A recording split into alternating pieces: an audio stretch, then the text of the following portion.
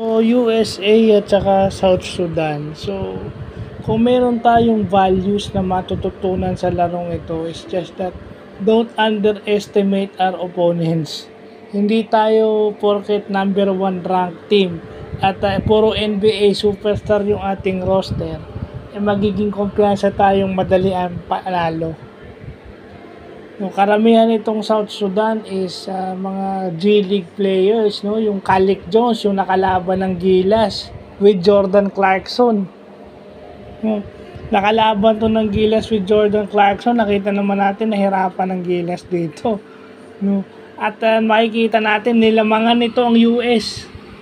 So ito yung game na halos kailangan bumomba si Curry tsaka si LeBron ng todo. Si LeBron pa nga yung nagpanalo with his layup. Hindi siya shumot, drive siya. Okay? Ang nagpanalo lang talaga is yung individual skills. So, siyempre yung talent ni LeBron ang nagpanalo. Ibig sabihin, bad habits yun. Dapat, para sa akin in-underestimate nila yung South Sudan.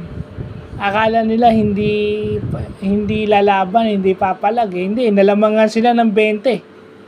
Come from behind mo yun. Come from behind yung panalo ng US over South Sudan. So sana pagdating ng Olympics,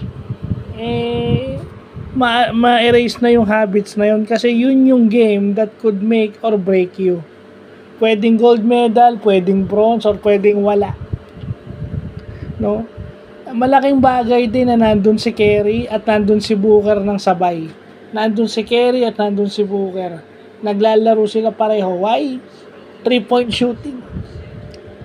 Yun ang nagbabalik sa States, yung 3-point shooting sa US. So, yun lang po.